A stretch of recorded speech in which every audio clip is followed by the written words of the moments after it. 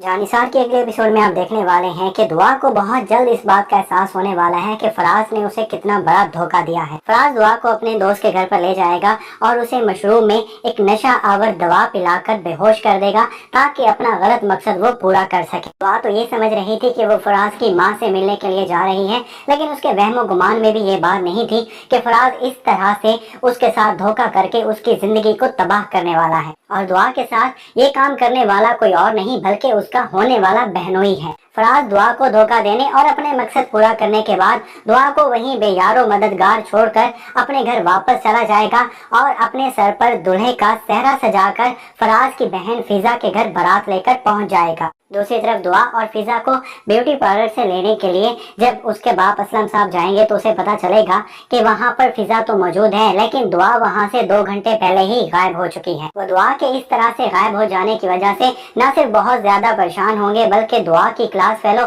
रिदा से भी पूछगछ करेंगे कि आखिर दुआ कहाँ गई। असलम साहब को तो अब तक यही लग रहा था कि दुआ गुमशुदा हुई है, क्योंकि वो अपने बाप के डर की वजह से कोई ऐसा वैसा कदम उठा भी नहीं सकती। लेकिन जब दुआ की क्लास फेलो रिदा के जरिए उनको पता चलेगा कि दुआ ने किस तरह से चोरी छुपे एक मोबाइल रखा हुआ था, तो इस नतीजे पर पहुंचने में कामयाब हो जाएंगे कि दुआ जरूर कहीं न कहीं खुद से अपनी मर्जी से गई हुई। यहाँ पर असलम साहब की एक बेटी का कुछ भी अता पता नहीं होगा, तो वहाँ पर दूसरी बेटी की बारात दरवाजे पर पहुंच चुकी होगी, जिसकी वजह से असलम साहब फैसला करेंगे कि किसी न किसी तरह से फिजा की रुखसती कर दी जाए, उसके बाद दुआ के बारे में सोचा जाए। लेकिन यहाँ पर वो ये नहीं जानते कि वो अपनी बेटी को एक ऐसे शख्स के साथ रुखसत कर रहे हैं जिस शख्स ने उनकी दूसरी बेटी की जिंदगी को बर्बाद किया है। दूसरी सुबह जब दुआ की आंख खुलेगी तो उसे पता चलेगा कि उसके साथ कितना बड़ा धोखा हो चुका है। वो आखिरकार हिम्मत जुटा कर अपने घर पर जाने की कोशिश करेगी, लेकिन यहाँ पर उसका बाप उसे घर में दाखिल भी नहीं होने देगा और उसे धुतकार देगा। यहाँ पर सबके सामने दुआ का तमाशा बन जाएगा और इस तरह से सबको इस बात का इल्म हो जाएगा कि किस तरह से दुआ रात भर घर से बाहर रही है और उसकी इज्जत पर बहुत बड़ा दाग लग जाएगा।